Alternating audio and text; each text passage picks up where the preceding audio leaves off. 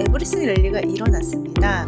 이렇게 하이힐드 스프레드가 치솟을 때는요, 영락없이 주가에 조정이 왔었습니다. 안녕하세요. 머니부티크 김정란입니다. 반갑습니다. 이번 주는요, 주식하고 채권하고 금에서요, 모두 에브리싱 랠리가 일어났습니다. 이번 주에 왜 이 세 가지 자산이 다 에브리싱 랠리를 했을까요? 그 이유를 한번 점검해 보도록 하겠습니다. 그리고 또 앞으로 이 세 가지 자산이 어떠한 방향으로 갈 것 같은지 제 의견을 말씀드려 보도록 하겠습니다. 그러면 구독, 좋아요 누르고 바로 시작하겠습니다. 여기 보시는 이 차트가요, 지금 한 주간의 가격 추이 차트인데요. 미국의 나스닥 100하고 금은요, 완연하게 이렇게 상승한 모습을 보실 수가 있어요. 그리고 미국 10년물 국채 금리는 지금 하락했잖아요. 이제는 아시죠? 미국의 10년물 국채 금리가 하락하면 미국의 10년물 국채 가격은 상승을 합니다. 그래서 이번 주에는 주식하고 금하고 채권하고 다 모두 상승하는 모습을 보여줬어요. 이 세 가지 자산의 가격 추이를요, 한 달로 조금 이렇게 늘려서 들여다보면은요, 나스닥 100부터 보면은 이번 달에 조금 조정을 받았는데 조용히 이렇게 회복하는 모습을 보이고 있어요. 금도 지금 박스권에서 상단을 계속 두드리고 있는 모습을 보여주고 있고요. 미국의 10년물 국채 금리도 지금 이제 4% 아래로 계속 내려가려고 하단을 두드리고 있는 모습입니다. 그러면 자산 하나하나씩 조금 자세하게 들여다보도록 하겠습니다. 주식에 가장 많이 영향을 미치는 게 바로 유동성이죠. 제가 그래서 이제 지난 영상에서 유동성과 관련된 설명을 조금 자세하게 드렸었어요. 최근에 불거진 유동성 위기가 왜 나타났는지에 대해서 설명을 드렸고, 이 유동성이 다시 살아나려면 TGA 잔고가 줄어야지 이 유동성이 다시 살아날 수 있다라고 말씀을 드렸었는데요. 여기 TGA 잔고 추이를 보면은요, 다행히 이렇게 조금 줄어들고 있습니다. 미국 정부의 셧다운이 해소가 됐잖아요. 셧다운이 해소가 되니까 미국 공무원들한테 급여를 지급할 수도 있고, 각종 복지 정책으로 나가던 지출을 할 수 있게 된 겁니다. 이거는 이제 미국 시장의 유동성이 공급된다는 신호로 우리가 해석을 할 수 있는 거죠. 그리고 제가 또 주가의 향방을 우리가 예측을 할 때 조금 같이 보면 좋겠다라고 말씀드렸던 게 하이힐드 스프레드거든요. 여기 보시면 빨간색 선이 나스닥 주가 지수이고요. 여기 파란색 선이 하이힐드 스프레드 지표인데요. 최근에 이렇게 하이힐드 스프레드가 조금 줄어드는 것을 보실 수가 있어요. 이렇게 하이힐드 스프레드가 치솟을 때는요, 영락없이 주가에 조정이 왔었습니다. 그래서 이번 주에 유동성이 조금 민감했던 주식이라든지 비트코인의 가격이 이렇게 조금 회복을 하고 있는 모습을 보실 수가 있습니다. 다음 비트코인은요, 유동성의 영향을 받기도 하지만 이 자산 자체가 지금 엄청난 레버리지로 시장 플레이어들이 거래에 참여를 하다 보니까요, 이 가격이 우리가 예측하기 힘든 모습으로도 많이 나타나는 것 같습니다. 그래서 투자 대상의 주요한 자산으로 삼기보다는요, 유동성을 조금 가늠할 수 있는 지표로 참고하시는 용도가 좋을 것 같고요. 실은 최근 저는 비트코인에 투자를 하지 않고 있다가 아주 소량 일부분만 미국 ETF인 비토에 투자를 조금 했습니다. 월배당을 조금 높게 받아보려고 투자를 했는데 가격은 지금 조금 하락해 있는 상황인데 비중이 워낙 적다 보니까 뭐 제 총 자산에 그렇게 영향을 미칠 정도는 아닙니다. 그래서 비트코인 투자는 아직까지는요, 그냥 좀 지켜보시거나 저처럼 아주 조금만 담아보시는 것을 권장해 드립니다. 두 번째로 채권에 대해서도 말씀을 드리도록 하겠습니다. 미국의 10년물 국채 금리는요, 이번 주에 두 번의 하락이 있었습니다. 첫 번째 하락은요, 미국의 연준 의장으로 케빈 해시시 유력하다라는 보도가 있으면서 이렇게 한 번 하락을 해줬고요.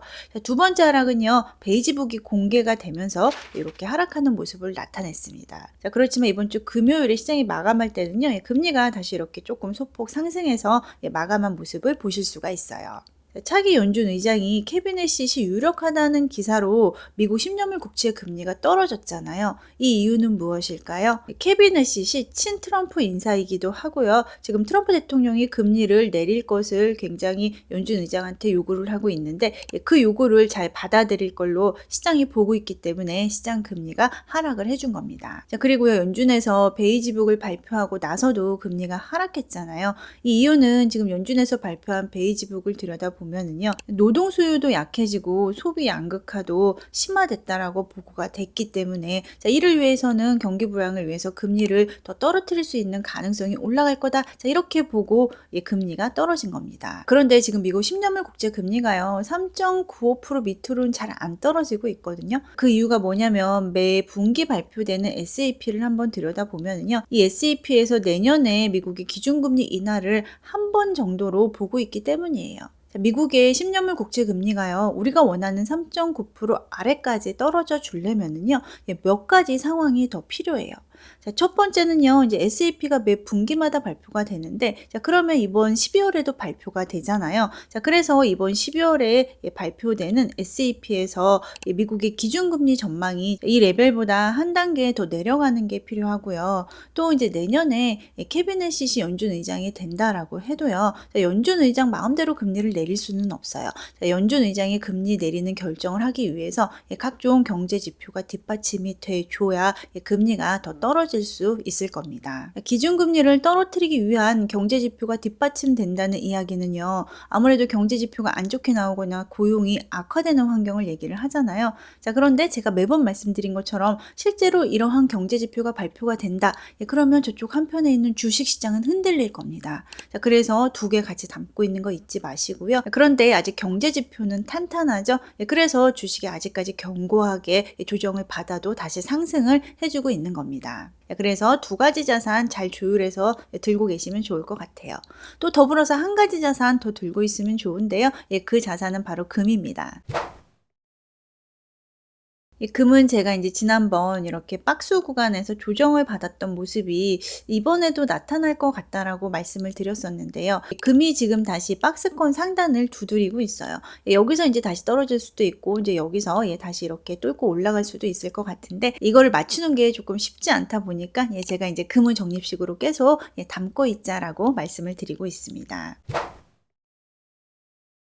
오늘 영상의 내용을 다시 한번 정리해서 말씀드리겠습니다. 이번 주는 우리가 주요하게 보고 있는 주식하고 채권하고 금하고 다 모두 오르는 주간이었다라고 말씀을 드렸습니다. 자, 그런데 이번 주가요. 제가 지난번에도 말씀드리긴 했는데요. 추수감사절 연휴가 있었던 주간이에요. 그래서 거래량이 그렇게 많지는 않았습니다. 거래량이 조금 적은 편이었고요. 그래서 이 반등이 뭔가 좀 의미 있는 반등이다라고 판단하기에는 아직 좀 이른 것 같고 조금 더 지켜봐야 될 것 같아요. 자, 그렇지만 다행히 지금 유동성 증가에 영향을 미치고 있는 TGA 잔고가 줄고 있다라고 말씀을 드렸고 이와 더불어서 증시 조정의 신호를 볼 수 있는 하이힐드 스프레드도 조금 줄어들었다라고 말씀을 드렸습니다. 자, 그래서 주식에 투자하는 포지션은 아직까지 롱으로 유지하시면 좋을 것 같습니다. 자, 그리고 미국의 이제 장기 채권 금리가요 3.9%의 벽을 지금 잘 넘지 못하고 있는데요. 자, 이 벽을 넘으려면은 이제 이번 12월에 발표되는 SAP에서 금리 인하 신호가 조금 보이거나 앞으로 발표되는 경제 지표에서 조금 안 좋은 모습이 보여줘야 3.9% 밑으로 떨어질 가능성이 있겠다라고 말씀을 드렸습니다. 그리고 금은 지금 박스권 이제 상단에 다 있다. 자세히 들여다보면 상단에서 조금 위로 올라와 있기는 하거든요. 자, 그런데 이제 여기서 정확히 다시 이제 떨어져서 박스 하단을 터치할지 바로 뚫을지는 딱 맞출 수가 없다 보니까 우리가 금은 최소한 횡보하겠구나라고 생각을 하고 꾸준하게 적립식으로 매수하는 게 좋겠다라고 말씀을 드리고 싶습니다. 오늘 제가 말씀드린 내용 관련해서 의견 있으시면 자유롭게 댓글 남겨주시고요. 제 멤버십에도 많은 관심 부탁드립니다. 감사합니다.